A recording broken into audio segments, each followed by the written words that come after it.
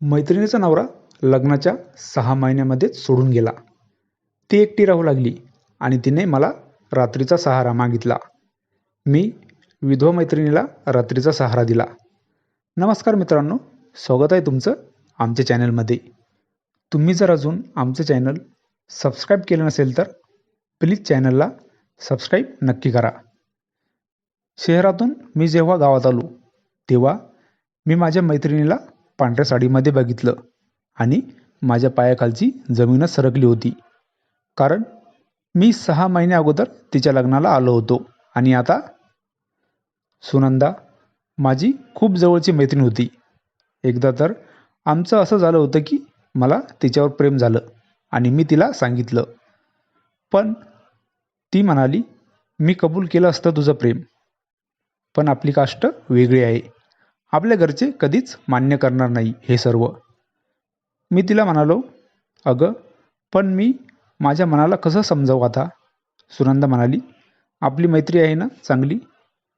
सुनंदाने मला अशी परमिशन दिली होती की मी तिच्यावर मैत्रीण म्हणून प्रेम करू शकतो आणि जे प्रेमात होतं ते सर्व. पण मला तर पूर्णपणे तिच्याकडून परमिशन होती. एकदा तिचा फोन आला आणि ती म्हणाली, माझ्या घरी कोणी नाही, तू लवकर ये. मी तिच्या घरी गेलो आणि तिच्यासोबत तो प्रेमाचा खेळ. मी तर विचार पण केला नव्हता की ती मला एवढ्या लवकर असं काही. दिवसभर तिच्यासोबत मी तर खुश होतो, कारण आता यापुढे पण तिच्यासोबत. पण तिच्या घरच्यांनी तिचं लग्न ठरवलं आणि माझं मन दुखवलं. ती मला म्हणाली, तू नाराज नको होऊ, मी तुझी मैत्रीण राहील. तिचं लग्न झालं आणि मी लगेच शहरात नोकरीसाठी गेलो. मी 6 महिन्यानंतर गावात आलो आणि गावात येताच सुनंदाला पांढऱ्या साडीमध्ये बघितलं.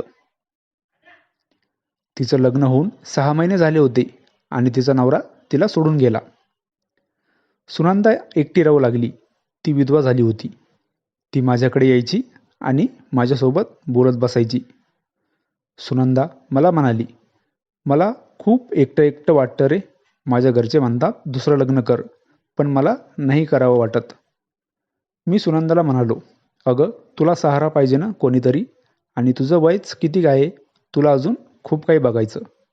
सुनंदाने दुसरं लग्न करायचा निर्णय घेतला होता, पण तिला हवा तसा नवरा भेटेना. ती माझ्याकडे आली आणि म्हणाली, मी तुझी मैत्रीण आहे ना, मग मला तुझा सहारा पाहिजे.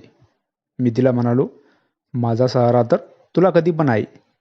सुनंदा म्हणाली, मग रात्री तू माझ्या घरी ये. तिने मला रात्रीचा सहारा मागितला होता आणि मी तिला तो सहारा दिला. रोज पण रात्री मी तिच्या घरी जात होतो आणि रात्रभर तिच्यासोबत. तिचं दुसरं लग्न ठरलं, पण ती मला कधीच विसरली नव्हती. जेव्हा माझं लग्न ठरत नव्हतं तेव्हा मी तिला भेटायला जात होतो आणि ती पण मला कधी पण तसलं काही. ही कथा पूर्णपणे काल्पनिक असून वास्तविक जीवनाशी काहीही संबंध नाही. ही कथा फक्त मनोरंजनासाठी आहे. मित्रांनो, कथा आवडल्यास चॅनलला सबस्क्राईब करा. धन्यवाद.